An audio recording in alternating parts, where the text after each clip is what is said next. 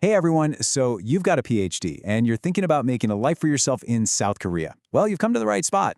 We're going to talk about how that super advanced degree isn't just a piece of paper. It might actually be your express lane to staying here long term. Let's dig into how your doctorate can literally unlock permanent residency. Okay, so let's just cut to the chase. Is that PhD you spent years on really a golden ticket? I mean, for a lot of professionals here, getting that F5 permanent residency visa is the dream, right? It's the end game. And if you have a PhD, the answer is a big fat yes. But, and this is a big but, you've got to know which path to take. And that's because there's a special track, a kind of VIP lane just for people like you. When you stack it up against the usual ways to get residency, the rules are way more chill. Honestly, it's one of the best deals going, and that's the exact shortcut we're going to break down right now.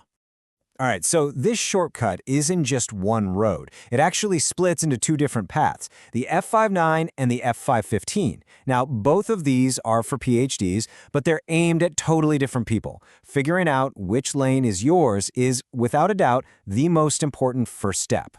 You know, it all comes down to a really simple question. Where'd you get your PhD? Super straightforward. If you earned your doctorate from a university outside of Korea, you're looking at the F5-9 visa. But if you did your PhD studies right here in a Korean university, then the F5-15 is the one for you. Okay, now this is where things get really interesting, and you can see how different these two paths are. Let's look at the F5-9 first, the one for overseas PhDs.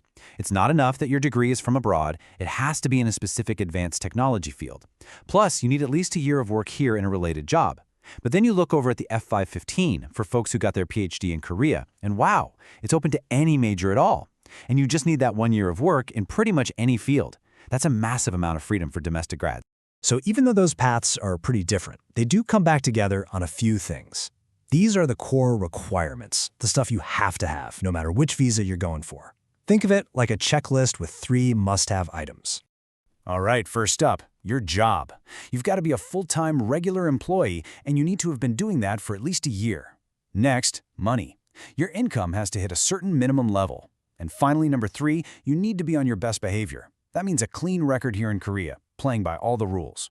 These 3 things, they're the absolute foundation of your application. No getting around them. Okay, let's zoom in on that income part, because this is super important. The number you need to hit isn't fixed. It's a moving target.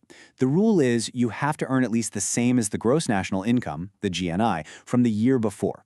So right now, that's sitting at about 44 million Korean won. But, and listen up here, this number changes every single year, so you absolutely have to look up the official amount for the year you're applying.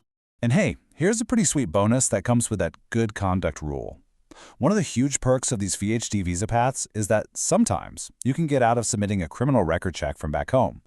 If you qualify for that exemption, it can save you a ton of paperwork and headaches. It's a real time saver. All right, we've talked a lot about how to do this. Now let's get to the good part. Why would you want to? What's the big payoff for jumping through these hoops? Well, let me tell you, the benefits are pretty huge.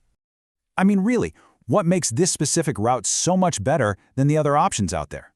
Why should you focus on this one? It's simple, really. It's about getting rid of some of the biggest obstacles and finally getting that real long-term stability for yourself and maybe your family too.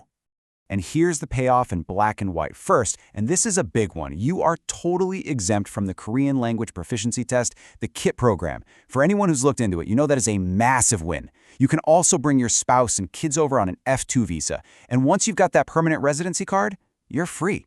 Complete freedom to work wherever you want or even start your own business. And maybe the best part of all, say goodbye to those annual visa renewal headaches at the immigration office. Okay, before we finish up, I've got one last pro tip for you. And this is a big one. This is the kind of detail that can literally make or break your entire application. It's something immigration pays very close attention to.